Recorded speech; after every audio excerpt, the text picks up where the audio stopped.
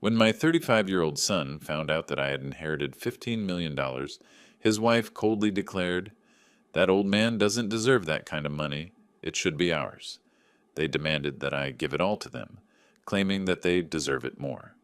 After all the years of sacrificing for their happiness, I realized it was time to show them the true cost of greed.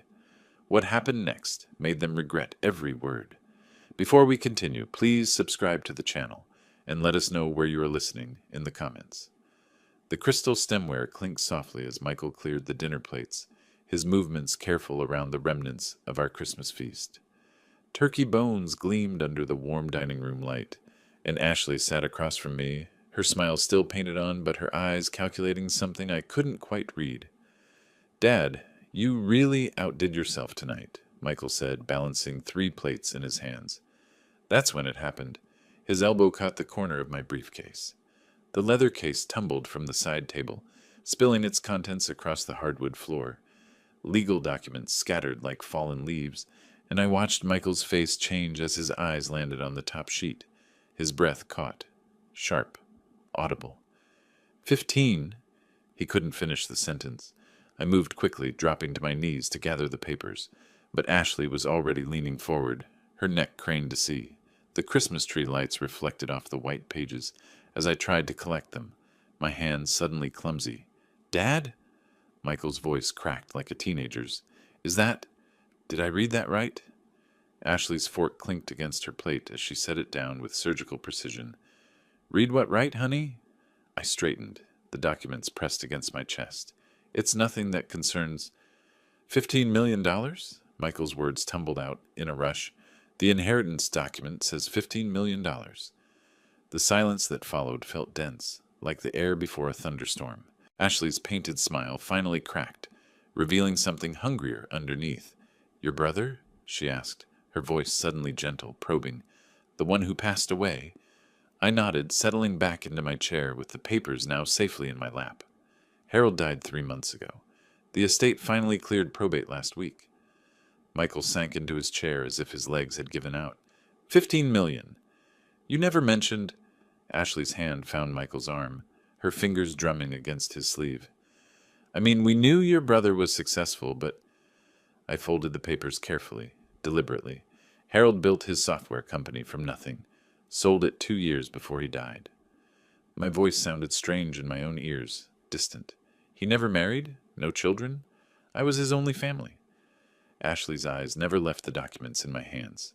That's incredible, Robert. What a blessing for you." The word "you" hung in the air like smoke. Michael was staring at his hands, and I could see the wheels turning in his mind. Ashley's grip on his arm tightened, her nails leaving small crescents in his shirt fabric. "Dad," Michael said slowly, "you don't need all that money. I mean, at your age—" The words hit me like cold water. I looked at my son, my only child, the boy I'd raised alone after Margaret died, and saw a stranger. "What exactly are you suggesting?" I asked. Ashley leaned forward, her voice taking on that honeyed tone she used when she wanted something. "We're family, Robert. Families should support each other. And with little Emma and Jake to think about—" She gestured vaguely toward the framed photos of my grandchildren on the mantel. "Their college funds, their future. We could really use some help," Michael added weakly, not meeting my eyes. I set the papers on the table between us, my movements deliberate. "The money just became available. I haven't even decided what to do with it yet. But surely you see that sharing would be the right thing." Ashley's mask was slipping, her sweetness becoming strained. "We're young. We have dreams, plans. We could actually do something meaningful with it." The grandfather clock in the hallway chimed 9 o'clock, its deep tones marking time that suddenly felt precious. I looked at my son and his wife, really looked at them, and something cold settled in my chest. "This is an appropriate dinner conversation," I said finally. Ashley's laugh was sharp, brittle. "Money is always appropriate conversation when it affects family." Michael nodded, finding his voice again. "Ashley has a point, Dad. We've been struggling while you've been comfortable. Maybe it's time to think about your grandchildren's future." I stood slowly, my joints protesting. The papers crinkled as I gathered them.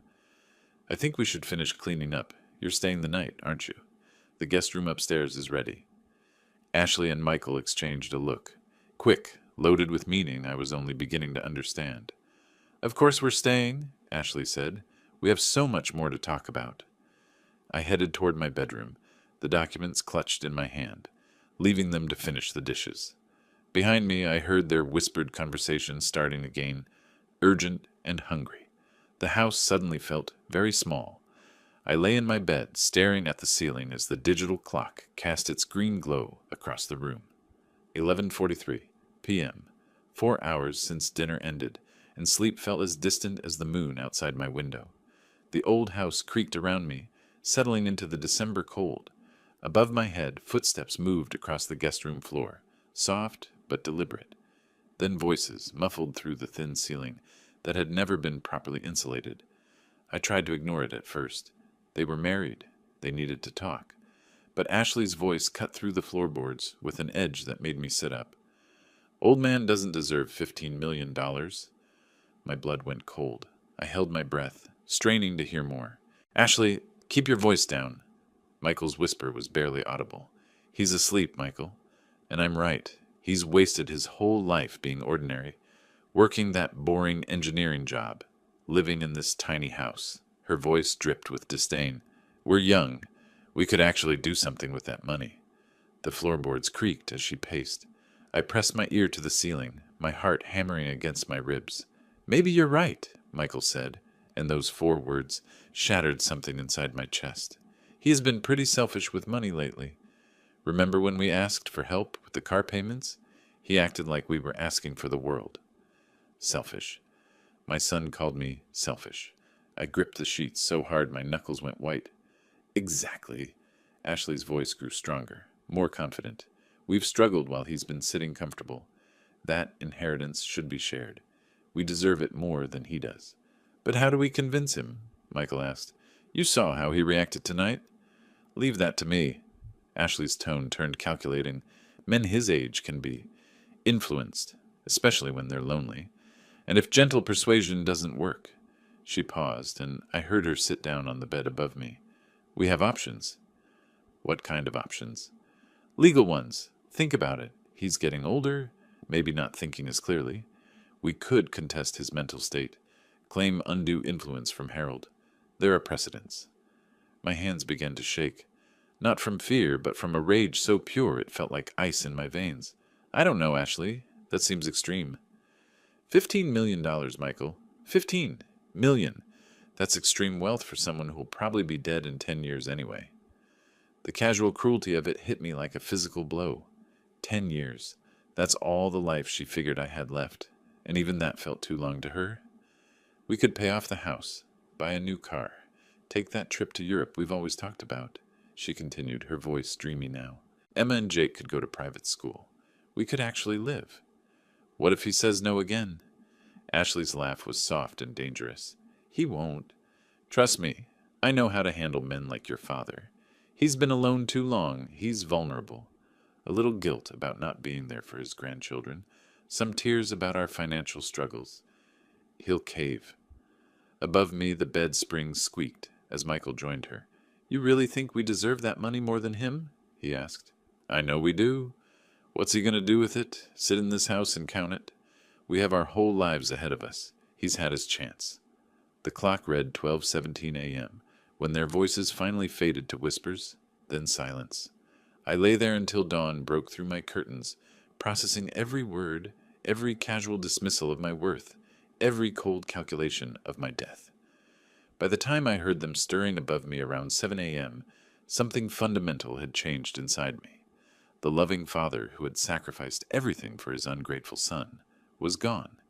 In his place sat someone much more dangerous, a man with nothing left to lose and $15 million to protect. I got up and made coffee, my movements precise and methodical. The kitchen filled with the rich aroma, and I sat at my small table, waiting for them to come downstairs. They thought they knew me. They thought I was weak. They were about to learn how wrong they were. Steam rose from my coffee cup in the early morning light, but I couldn't taste anything.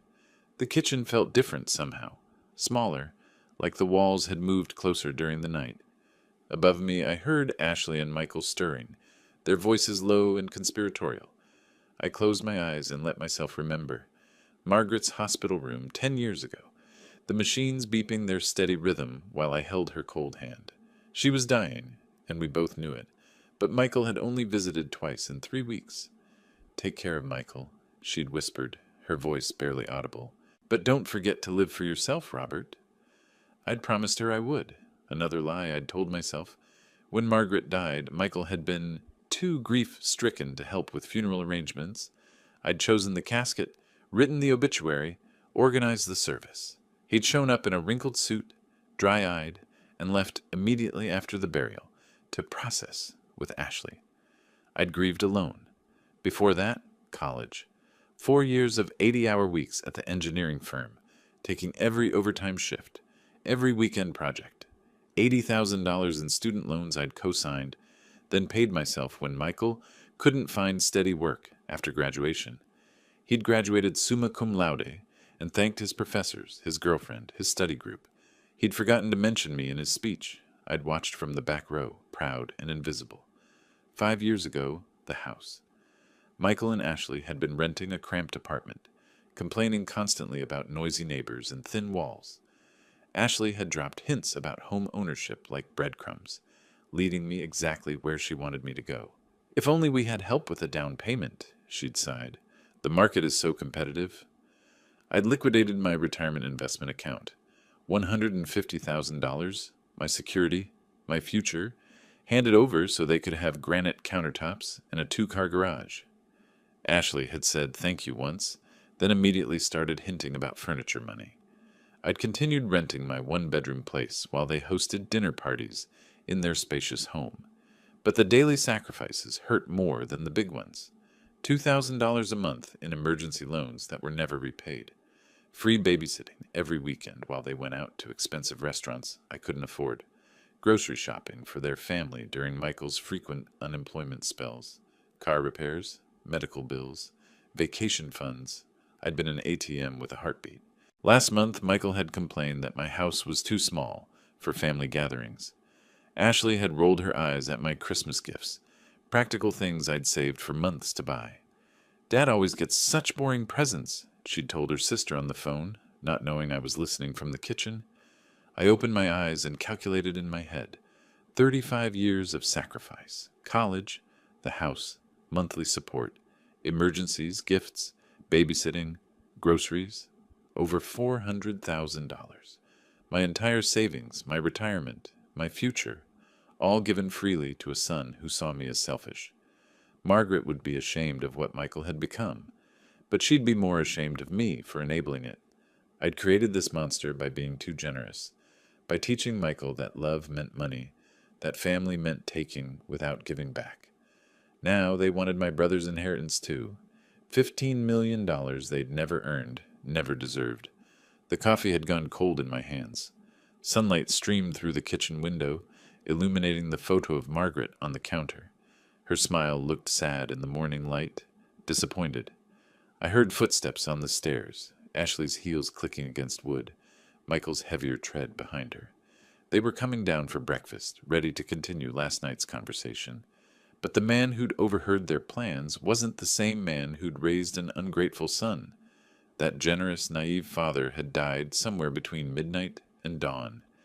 In his place sat someone harder, someone who'd finally learned that love without respect was just exploitation. I took a deep breath and prepared to meet my family for what might be the last time. They thought they were coming down to manipulate a lonely old man. They were about to meet someone much more dangerous, a father who'd finally stopped giving. Ashley entered my kitchen like she owned it, her heels clicking against the linoleum with sharp precision. She'd dressed carefully, a soft blue sweater that made her eyes look innocent, her hair pulled back in a way that suggested vulnerability. She was preparing for war. "Good morning, Robert," she said, her voice honey-sweet. "You're up early?" Michael shuffled behind her, avoiding my eyes. His shoulders were hunched, defensive, like a boy caught stealing from the cookie jar. "Couldn't sleep?" I said simply, gesturing to the coffee pot. "Help yourselves." Ashley poured 2 cups, her movements graceful and deliberate. This big house must get lonely sometimes. All these empty rooms? Just you rattling around?" I sipped my coffee and said nothing. "We've been thinking," she continued, settling into the chair across from me, "about last night, about your inheritance." "Have you?" Michael finally met my eyes, then quickly looked away. "Ashley has some good points, Dad, about family, about sharing blessings." Ashley's hand found his arm, her fingers stroking encouragingly. "We're not asking for charity, Robert. We're talking about family responsibility. You raised Michael to work hard, to build a future. But sometimes even hard-working people need help." I set down my cup with deliberate care. "And what kind of help are you thinking about?" Her smile widened, predatory. "Well, you don't really need $15 million, do you? I mean, at your age, what would you even do with all that money? That's not really your concern?" The sweetness in her voice took on an edge. "But it is our concern, Robert. We're family, and family looks out for each other."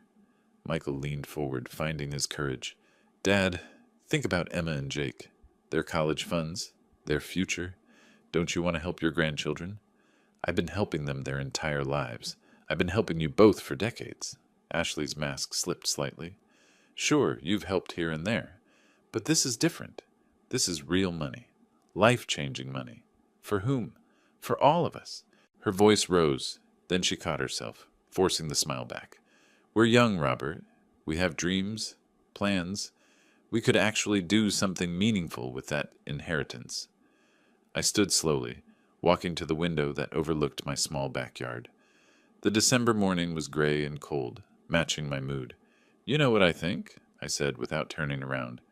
"I think you both believe you deserve my brother's money more than I do." The silence behind me was deafening. "That's not," Michael started. "Yes, it is." I turned to face them. "You think I'm too old? Too ordinary? Too boring to deserve $15 million? You think I'll just let it sit in a bank while you could be living your dreams?" Ashley's composure cracked. "Well, wouldn't you? What are you going to do with it, Robert? Buy a bigger house? Travel the world? You've never wanted anything." "Maybe that's because I spent 35 years wanting things for my son instead." Michael flinched as if I'd slapped him. "We deserve some of that money," Ashley continued, her voice hardening. "We've struggled while you've been comfortable. We're the ones with young children, with futures to build. You're just going to hoard it like some old miser."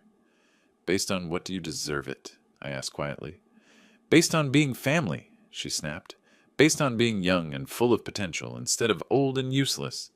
The words hung in the air like poison gas. Michael's eyes widened, realizing his wife had gone too far. "Ashley," he whispered, but she was past caring about masks. "It's true, isn't it? What's he going to do with $15 million except count it? We could actually use it." I walked back to the table, my movements calm and measured. "Is that what you both think? That I'm old and useless?" Michael couldn't look at me. "Dad, that's not what she meant." "Yes, it is." I sat down across from them. "And you agree with her, don't you, son? You think you deserve your grandfather's money more than your father does." "Maybe we do," Michael said quietly, and there it was, the truth finally spoken in daylight. Ashley reached across the table, her hand grasping for mine. "Robert, please, think about your grandchildren. Think about their future. Don't be selfish." I pulled my hand away. "Selfish? We'll contest this legally if we have to," Ashley said, desperation creeping into her voice. "You're getting older, maybe not thinking as clearly. Harold might have unduly influenced you somehow." I stood up, my chair scraping against the floor. "Get out." They froze. "Get out of my house. Now." Ashley's mouth fell open. "Robert, you can't be serious." "Pack your things and leave, both of you." Michael half rose from his chair. "Dad, please, let's talk about this reasonably." "There's nothing reasonable about what you're asking. There's nothing reasonable about what you think you deserve." I walked to the front door and opened it. "You have 10 minutes. I watched from the window as they threw their belongings into their car. Ashley's face twisted with rage, Michael looking confused and lost. Ashley slammed her door hard enough to rattle the windows. As they drove away, Ashley's words floated back to me through their open window. "This isn't over, you selfish old bastard." I stood in my empty house, surrounded by silence, and smiled for the first time in hours. They'd started a war they couldn't win. I walked to my desk and picked up my phone, scrolling through contacts until I found what I was looking for. Thompson and Associates, Legal Services. It was time to make some calls. 3 weeks of blessed silence had lulled me into believing they'd accepted defeat. I sat in my favorite armchair, reading the morning paper with my coffee steaming beside me when the doorbell shattered my peace. The man at my door wore a crisp uniform and carried a clipboard thick with official-looking papers. Robert Anderson. Yes? Legal documents requiring your signature. He held out the clipboard with practiced efficiency. Sign here, please. My hand trembled slightly as I signed. The envelope felt heavy, ominous. I watched his car disappear down the street before closing the door. Inside the envelope, legal letterhead caught the light. Petition for determination of incapacity. Stared back at me in bold letters. My vision blurred as I read further. Petitioners Michael R. Anderson and Ashley M. Anderson hereby request this honorable court to determine that respondent Robert D. Anderson lacks the mental capacity to manage his financial affairs. The words swam on the page. Dementia. Irrational decisions. Unable to manage affairs. They were trying to have me declared mentally incompetent. I sank into my kitchen chair, spreading the documents across the table with shaking hands. The court date glared at me. February 8th, 2025. Less than 3 weeks away. Attached were witness statements from neighbors I barely knew, claiming they'd observed concerning behavior and signs of cognitive decline. Mrs. Patterson from 2 houses down supposedly witnessed me talking to myself in the yard and forgetting to bring in my mail for days. I'd never spoken to Mrs. Patterson beyond polite greetings. The medical evidence came from Dr. Patricia Williams, who claimed I showed significant signs of dementia during a consultation I'd never attended. According to her report, I was confused about basic financial concepts and unable to recall recent events. My hands clenched into fists. They'd forged everything. But the cruelest blow came on page 4. Petitioners have secured respondents' assets totaling $500,000, pending this court's determination to prevent further financial harm. They'd frozen $500,000 of my money, my checking account, my savings, my investment portfolio, locked away based on lies. I read the petition 3 times, each reading stoking my fury higher. They weren't just trying to steal my inheritance. They were trying to destroy my independence, my dignity, my very identity as a competent human being. The phone felt cold against my ear as I dialed Thompson and Associates. Sarah, it's Robert Anderson. I need your help immediately. Robert, what's wrong? You sound... They're trying to have me declared mentally incompetent. I have legal documents in front of me that are complete fabrications. A pause, then Sarah's voice, sharp and professional. Don't say another word over the phone. Can you be in my office in an hour? I'll be there in 30 minutes. I gathered the documents, my hands steady now with purpose. 3 weeks ago, I'd believed the worst thing my son could do was demand my money. I'd been naive. They wanted to strip away everything that made me human. As I drove toward the law office, one thought echoed in my mind. If they wanted to play dirty, they'd just taught me the rules. But they'd made one critical mistake. They thought they were fighting a confused old man. They were about to discover they'd declared war on someone with nothing left to lose and 15 million reasons to fight back. I arrived at Thompson and Associates 15 minutes early, carrying a leather folder I'd organized through the sleepless night. Sarah Thompson's office smelled of leather and coffee, its walls lined with law books that suddenly felt like weapons in my arsenal. Show me everything, Sarah said, settling behind her desk with reading glasses perched on her nose. I opened my folder methodically. Bank statements for the past 5 years. Every transaction documented and categorized. Investment portfolios showing consistent, intelligent management. Medical records from my annual checkups. Sarah's eyebrows rose as she flipped through pages. Robert, these financial records are immaculate. Your portfolio performance is better than most fund managers achieve. Now look at their petition. She compared the documents, her expression darkening. This Dr. Patricia Williams. I've never heard of her. Let me check the medical board database. Her fingers flew across her keyboard. She's not board certified in geriatrics. She's actually a pediatrician in Tacoma. My jaw tightened. Ashley's college roommate. I remember her from their wedding. And these witness statements? Sarah pulled out a magnifying glass, examining signatures. Robert, look at this handwriting. The loops in the G's, the slant of the letters. These signatures were written by the same person. Ashley always had distinctive handwriting. Too many loops. Sarah leaned back in her chair. This isn't just a weak case, it's fraud. But we need to respond aggressively. I want you medically evaluated immediately to counter their claims. 2 hours later, I sat across from Dr. Mitchell Harrison at Spokane Medical Center. He was thorough, professional, with kind eyes that reminded me of my own father. I'm going to put you through comprehensive cognitive testing, he explained. Memory, reasoning, problem-solving, mathematical abilities, the works.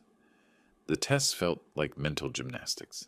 Pattern recognition, word association, mathematical calculations, short and long-term memory assessments. I found myself enjoying the challenge, my engineering mind clicking through problems with precision I hadn't felt in years. Robert, Dr. Harrison said, reviewing my results, your cognitive function is not just normal for your age. It's exceptional. Your working memory scores are in the 95th percentile. I'd be happy to testify that you're sharper than most 40-year-olds I evaluate. Back at Sarah's office, she spread my medical results alongside the forged petition. This is beautiful, Robert. Their case isn't just weak. It's insulting to anyone with legal training.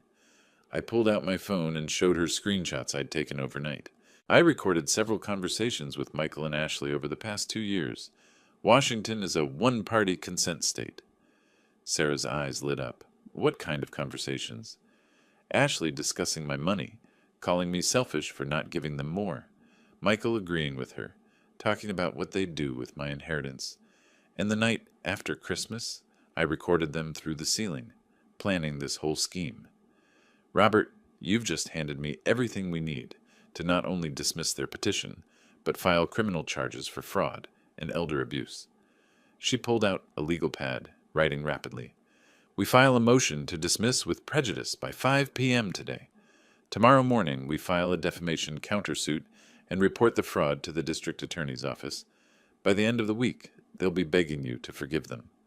I stood to leave, feeling lighter than I had in weeks. Sarah, there's one more thing. I want to call in every loan I ever made to Michael. 35 years of financial support, most of it documented as loans, not gifts. Sarah smiled, predatory and satisfied. How much are we talking about? $412,000, with interest. We shook hands outside her office building. I'll file our response by 5 p.m. today, she said. By this time tomorrow, they'll realize they picked the wrong fight. I walked to my car and pulled out my phone, scrolling to Michael's contact. My finger hovered over his number for a long moment. Then I put the phone away. Let them think they were winning a little longer. The trap was set.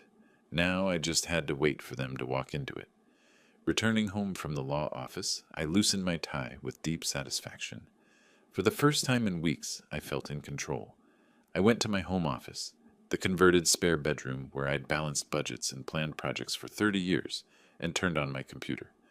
The screen's glow illuminated my face as I opened a new Excel spreadsheet. At the top, I typed, Project Justice. My engineering background had taught me that every complex problem could be broken down into manageable components. This situation was no different. I needed data, analysis, and a systematic approach. I started with what I knew best. Numbers. Column A, date. Column B, amount. Column C, purpose. Column D, loan or gift. 35 years of financial support to Michael spread across the screen in neat rows. College tuition, $45,000. Living expenses during college, $35,000. Post-graduation emergency loans, $67,000. The house down payment, $50,000. Monthly support payments, $72,000 over 3 years. The total made me pause, $412,000. Nearly $500,000 I'd given to a son who now called me selfish. But the patterns were more revealing than the amounts. Every major gift was followed within months by another request. Every time I said yes, their demands grew larger. I'd been feeding an addiction to my money, and like any addiction, it required bigger and bigger fixes. I cross-referenced the dates with my calendar records. During Michael's unemployment period last year, when they'd pleaded poverty, I found evidence he'd been working construction 3 days a week. When Ashley claimed they couldn't afford Emma's school supplies, I discovered she'd posted photos of a weekend spa trip. They hadn't just been lying recently, they'd been lying for years. I opened a second spreadsheet. Vulnerability assessment. Ashley's weaknesses were obvious. Her social media presence revealed everything, a desperate need for status and approval. She posted constantly about expensive purchases, exotic vacations, designer clothes. Her entire identity was built on appearing successful to her peer group. Michael's weaknesses ran deeper. He'd never learned to stand up to anyone, especially Ashley. His construction work was seasonal and irregular. Without my financial support, their lifestyle would collapse within months. But their greatest vulnerability was their entitlement. They'd never faced real consequences for their actions. Every mistake I'd cushioned with money. Every poor decision I'd enabled with generosity. I pulled out a legal pad and began sketching my strategy in flowchart form, the way I'd planned construction projects for decades. Phase 1, legal defense, complete. Sarah had destroyed their incompetency petition and prepared counterattacks. Phase 2, financial pressure, ready. I had documentation for $412,000 in legitimate debts they owed me. Phase 3, social consequences, pending. Ashley's social media addiction would become her downfall when her lies were exposed publicly. Phase 4, economic reality, execute when ready. Without my support, their artificial lifestyle would crumble. Each phase had measurable objectives and success criteria. This wasn't revenge. It was accountability they'd never experienced. I opened Ashley's Facebook profile and began systematically screenshotting posts. Her timeline told a story of hypocrisy that would shock anyone who believed her current victim narrative. March 2024. Photos from Cabo Vacation captioned, "Living our best life," posted the same week they'd asked me for grocery money. June 2024. Ashley showing off $300 shoes, complaining about people who hoard money instead of enjoying life. September 2024. Michael's new motorcycle in the driveway, purchased during his supposed unemployment. I saved everything with timestamps, creating an evidence file that would demolish her credibility. The clock showed 10:30 p.m. when I finally closed my laptop. 3 neat folders sat on my desk. Phase 1 complete. Phase 2 ready. Phase 3 pending. I picked up my phone and scrolled to Michael's number, then set it down without dialing. Not yet. Let them think they were winning a little longer. Margaret used to say I was too soft, too forgiving. She'd be proud of the man I was becoming, methodical, strategic, uncompromising. Tomorrow, Phase 2 would begin. My morning coffee was interrupted by my phone buzzing like an angry wasp. Text after text flooded in from neighbors and old colleagues. "Robert, have you seen Ashley's Facebook post? This can't be true, can it? Call me when you get this." I opened Facebook reluctantly, unprepared for what I found. Ashley's post sat at the top of my feed, already shared 47 times in 3 hours. The headline read, "Heartbroken by family elder abuse. Please share." Below it, she'd crafted a masterpiece of manipulation. Photos of empty kitchen cabinets, overdue utility bills, her children looking sad in worn clothes. The text told a story that bore no resemblance to reality, but felt emotionally devastating. My father-in-law inherited $15 million, but refuses to help his struggling family. While he hoards his wealth, my children eat cereal for dinner and worry about losing their home. He's turned his back on the grandchildren who love him, choosing money over family. Please pray for us during this difficult time. 89 comments of support and outrage had already accumulated. How could he be so heartless? Those poor babies. Money changes people. Someone should report him to social services. My hands shook as I screenshotted everything, documenting the lies with timestamps, but the damage was already spreading through our small community like wildfire. 20 minutes later, my phone rang. Margaret Patterson, my neighbor for 15 years. "Robert, I don't understand what's happening with your family." "Margaret, there's more to this story than what's online. But those photos of the children, they look so thin, so sad." I closed my eyes. "Margaret, have you seen Emma and Jake recently? At the grocery store? The park?" A pause. "Well, no, but..." They're healthy, well-fed children. Ashley's using old photos, probably from when Emma had the flu last winter. But I could hear the doubt in Margaret's voice. The emotional manipulation was working perfectly. At the grocery store that afternoon, conversation stopped when I approached. The cashier, who'd always been friendly, avoided eye contact. My neighbor Jim crossed the street rather than acknowledge me. Ashley's narrative was spreading faster than I could counter it. Social media had weaponized gossip, turning my community against me based on carefully crafted lies. That evening, I settled in for systematic research. If Ashley wanted to fight with social media, she'd chosen the wrong battlefield. I had 30 years of engineering problem-solving skills and unlimited time to deconstruct her lies. I opened her profile history, scrolling back through months of posts. The contradictions were staggering. December 15th, 2024. Just booked our Christmas ski trip. Can't wait for family fun in Aspen. Posted 5 days before she demanded my inheritance to feed the children. November 28th, 2024. Ashley showing off her new designer handbag collection worth easily $2,000. Posted during their supposed financial crisis. October 10th, 2024.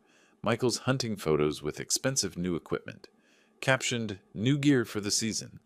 Posted while they were behind on mortgage payments. I cross-referenced her posts with their requests for money, creating a timeline that exposed her hypocrisy.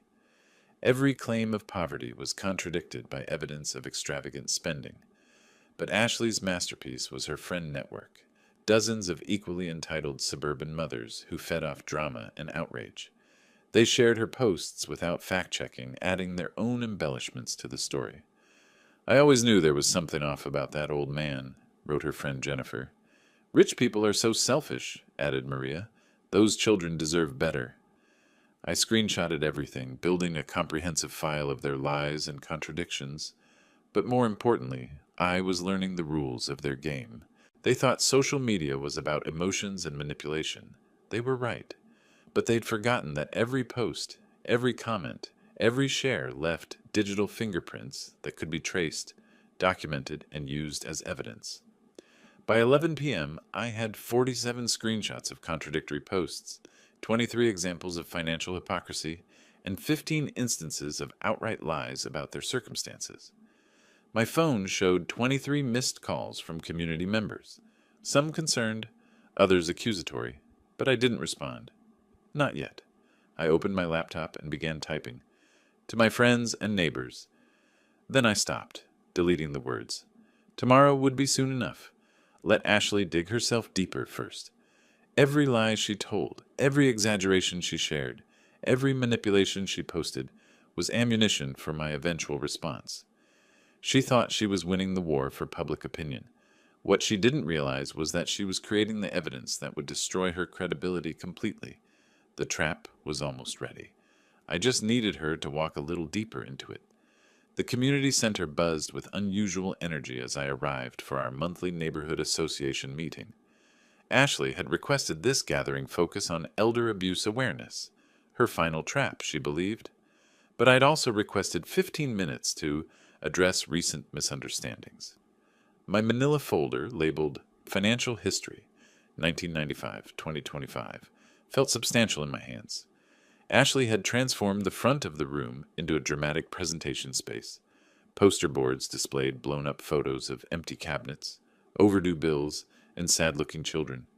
Her props told a story that would move any sympathetic heart. "Thank you all for coming," she began, her voice trembling with practiced emotion. "I never thought I'd have to expose family business publicly, but when children are suffering..." 30-plus neighbors filled the folding chairs, their faces already softening with sympathy. Ashley knew her audience well. She gestured to her displays. "These photos show the reality of financial elder abuse. While my father-in-law hoards $15 million, our children eat cereal for dinner. Our electricity was nearly shut off last week." Murmurs of outrage rippled through the crowd. How terrible. Those poor babies. Something should be done. I sat quietly in the back row, taking notes, waiting my turn. "I have documentation proving everything," Ashley continued, holding up official-looking papers. "Bank statements showing his excessive wealth, while we struggle for basic necessities. medical records proving his declining mental state, witness statements from concerned neighbors. The performance was masterful. By the time she finished, half the room was ready to call social services on my behalf. "Mr. Anderson," said Margaret Patterson, the meeting chair, "Ashley has requested we address this serious situation. Would you like to respond?" I stood slowly, carrying my folder to the podium Ashley had just vacated. Her confident smile suggested she believed she'd already won. "Thank you, Margaret. I do have some things to share." I opened my folder with deliberate care. Ashley mentioned documentation. I've brought 30 years of financial records. Let's examine the actual facts. I spread bank statements across the display table. These show monthly transfers of $2,000 to Michael Anderson for the past 3 years. That's $72,000. The room's energy shifted slightly. Ashley's smile faltered. "This receipt shows a $150,000 down payment for Michael and Ashley's house, paid from my savings account in September 2019. More murmurs, but different now, confused, questioning. College tuition payments, $45,000. Living expenses during his education, $35,000. Post-graduation emergency loans, $67,000. I could see neighbors doing mental arithmetic, their expressions changing. The total financial support I provided to my son and daughter-in-law over 35 years, $412,000. The silence was profound. Now Ashley mentioned social media documentation. I connected my laptop to the community center's projector. Let's look at some of her Facebook posts. Ashley's vacation photos filled the screen. Cabo beaches, expensive restaurants, designer shopping bags. The timestamps were devastating. March 15th, 2024. Living our best life in paradise. Posted the same week they requested grocery money because they couldn't afford food. Gaffes echoed through the room. June 8th, 2024. Ashley showing off $300 shoes, complaining about people who hoard money instead of enjoying life, posted during their supposed financial crisis. Ashley was on her feet. "Those posts are out of context. You're manipulating." September 20th, 2024. Michael's new motorcycle, purchased during his unemployment period when I was paying their mortgage. Margaret Patterson raised her hand. "Ashley, you told me just last week that Robert never helped financially. You said he was heartless." That's not what I meant." Other neighbors began comparing notes. "She showed me photos of her new designer purse last month." "Didn't they just renovate their kitchen?" Ashley's panic was visible now. "You're all taking his side because he has money." "No," I said quietly. "They're questioning your story because it doesn't match the evidence." Michael, who had remained silent throughout the presentation, finally spoke. "Ashley, maybe we should go." "I'm not done," she snapped. "These records could be faked. Social media can be hacked." But the room had turned. The sympathy that had flowed toward her at the beginning was now directed at me. Neighbors approached with embarrassed apologies. "Robert, we're sorry we believed. I should have asked for your side first. We owe you an apology." I packed my materials methodically, accepting their contrition with grace. The truth had done its work. As Ashley stormed toward the exit, pulling Michael behind her, Margaret approached me. "Robert, I think there's something else you should know about what Ashley's been saying around town." I looked up with renewed interest. Apparently, this wasn't over yet. Michael arrived at the construction site Monday morning to find his co-workers avoiding eye contact. The usual morning banter died when he approached, replaced by uncomfortable silence and meaningful glances. His boss, Mike Rodriguez, emerged from the office trailer with a clipboard and a grim expression. "Michael, we need to talk. My office." The trailer's plastic chairs squeaked as Michael sat down, dread settling in his stomach like cold concrete. "Look, you're a good worker," Mike began, "but we've got a problem. 3 clients have called since Friday asking for different crew assignments." Michael's mouth went dry. "What do you mean?" "They're uncomfortable with the family drama. Word spreads fast in construction circles, and that community meeting—" Mike shook his head. "Clients don't want controversy on their job sites." "Mike, I can explain." "I'm sure you can, but here's the reality. I've got a business to protect. I can offer you unpaid leave while this blows over, or—" He didn't finish the sentence. Michael's hands shook as he called Ashley from the parking lot. They basically fired me, he said when she answered. The whole neighborhood thing has spread to my work sites. Ashley's response was sharp, panicked. How is that even legal? It doesn't matter if it's legal. It's done. During his drive home, Michael felt the walls of their artificial life crumbling around him. Without his steady income, how would they maintain the lifestyle Ashley insisted upon? At home, Ashley was staring at her phone screen with growing horror. Her social media world had collapsed overnight. Friend requests withdrawn, group chat removals, former supporters now silent or openly critical. Nobody's returning my calls, she told Michael as he walked through the door. Jennifer, Maria, Susan, they're all avoiding me. She'd tried creating new posts to control the narrative, but they fell flat.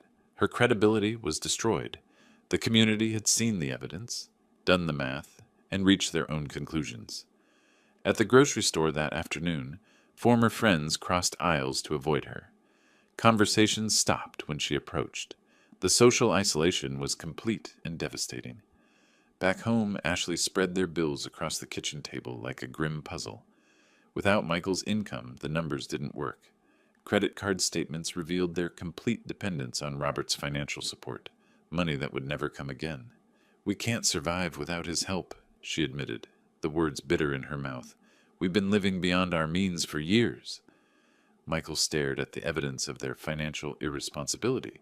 Car payments, credit cards, the mortgage, all calculated based on Robert's consistent support.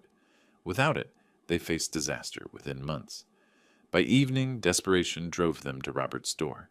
Their knock was tentative, uncertain. When Robert opened the door, his expression was measured, unsurprised.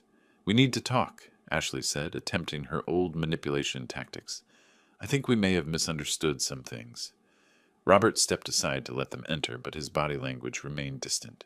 Maybe we can work this out, Dad, Michael added weakly. Find some middle ground.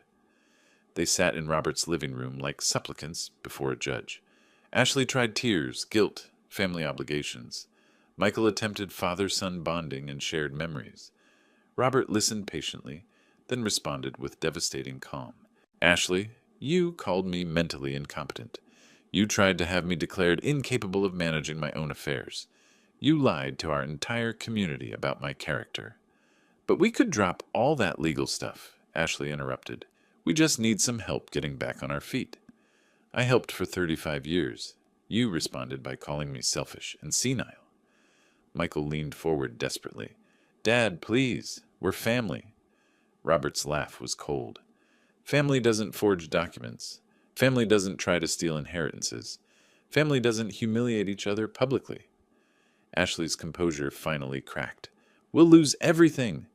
You should have thought of that before you decided I was too old and useless to deserve my own money. Their protests grew more frantic, their promises more desperate, but Robert remained unmoved. Finally he stood. The time for working things out has passed. You made your choice at Christmas. As they reached their car, Ashley turned back one last time. This isn't over, Robert. We know where that money came from. We know what you're really like. From his window, Robert watched them drive away. Then he reached for his phone and scrolled to Thompson and Associates. His finger hovered over the call button for only a moment. 7 days had passed since Ashley's parting threat, and I sat across from Sarah Thompson reviewing a thick legal folder marked Anderson versus Anderson Financial Recovery Action.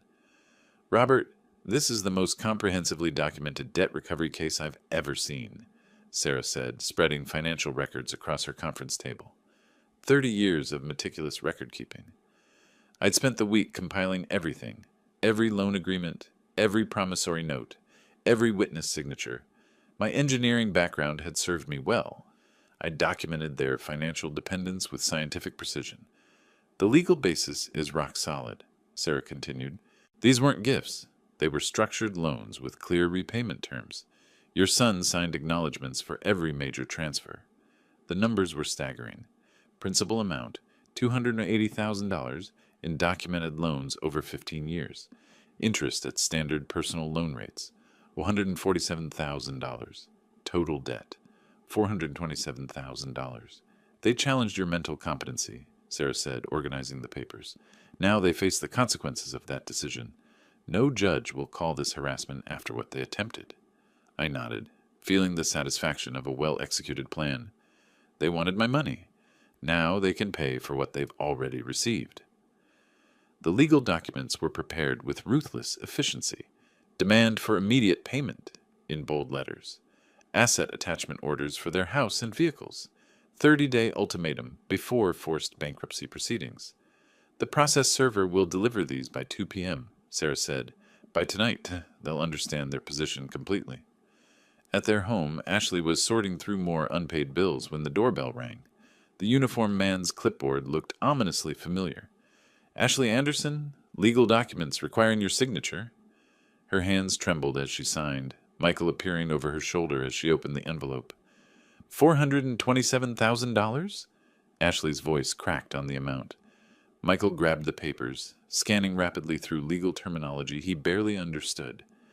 Dad kept records of everything. Every loan, every payment, every promise to repay.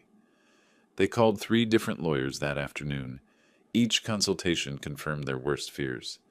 These appear to be legitimate promissory notes, their attorney explained. The documentation is extensive. The interest calculations are standard. Your father has legal standing to collect.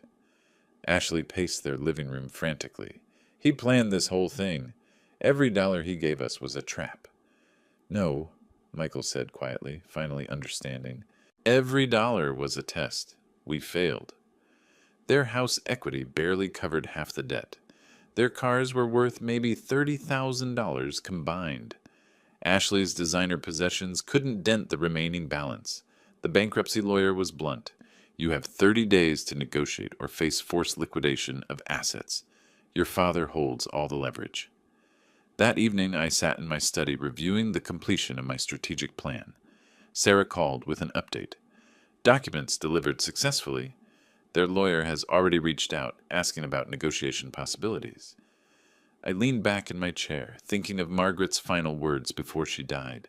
Take care of Michael, but don't forget to live for yourself. For 35 years, I'd forgotten that second part. I'd enabled their entitlement, funded their ingratitude, and accepted their disrespect. No more. My phone rang at 6 p.m. The caller ID showed Michael's son. I stared at the display for 3 rings, remembering Christmas dinner, remembering their midnight plotting, remembering Ashley's lies to our community. I set the phone down without answering. It stopped ringing, then immediately started it again. This time I turned off the phone entirely. Outside my window, winter was giving way to early spring. New growth was coming, but some dead wood had to be cleared away first. They'd called me senile, incompetent, selfish. They'd tried to steal my independence, my dignity, my reputation. Now they were learning the cost of underestimating a man with nothing left to lose and everything to prove. The engineering project was complete. Every calculation had been correct. The first warm day of late winter found me in my garden, planting early spring bulbs that wouldn't bloom until next year. Some things I'd learned required patience and proper timing. The sound of car doors slamming shattered the peaceful afternoon. Ashley's aggressive stride across my lawn told me she'd reached the end of her rope. We need to settle this now, she announced, Michael trailing behind her with a folder clutched to his chest. I continued planting, not looking up. Good afternoon, Ashley. Michael? Don't play games with us, Robert. $400,000. You're trying to destroy us. I straightened slowly, brushing soil from my hands. I'm trying to collect debts you've owed for years. Ashley thrust papers at me. Some of these were gifts. You said so yourself? I glanced at their documents, hastily assembled, poorly organized. When did I say that?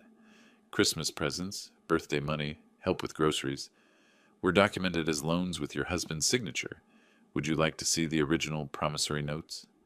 Michael stepped forward, his voice desperate. Dad, think about Emma and Jake. Your grandchildren will lose their home. I've been thinking about them for years. That's why I documented everything.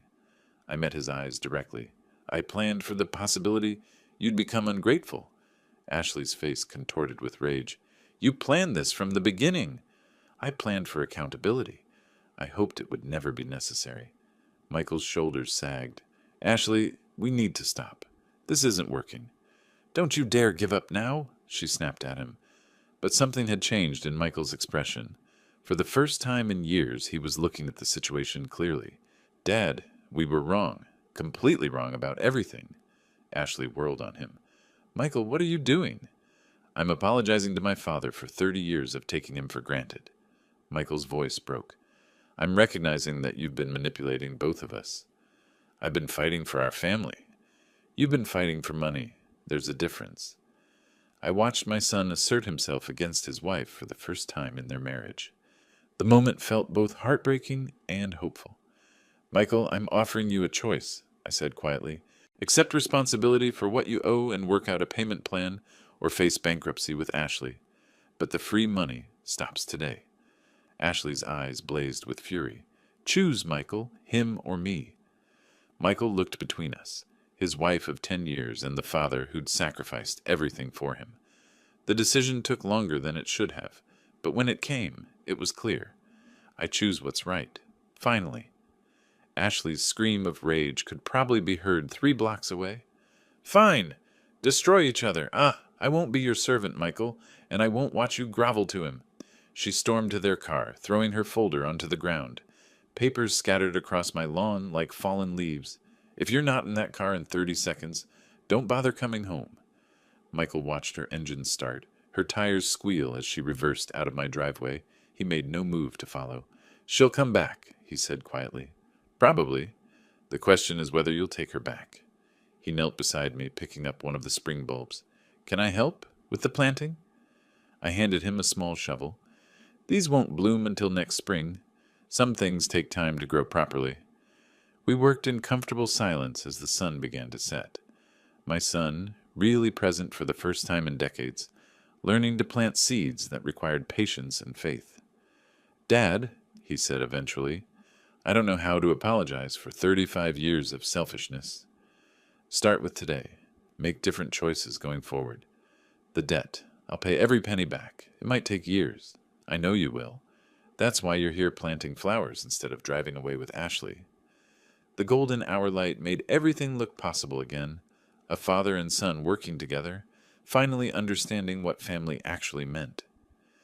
These bulbs, Michael said, patting soil around the last one, they're really not going to bloom until next year? Next spring. The best things are worth waiting for. He nodded, understanding the deeper meaning. Some relationships, like some plants, needed to die back to the roots before they could grow properly again. As darkness settled over my garden, I looked at the neat rows of planted bulbs and felt something I hadn't experienced in years, hope for the future. Real family love required respect, not just obligation. It demanded accountability, not just forgiveness. For the first time in decades, I had both. If you like this story, please like this video, subscribe to the channel, and share your impressions of this story in the comments. To listen to the next story, click on the box on the left. Thank you for watching.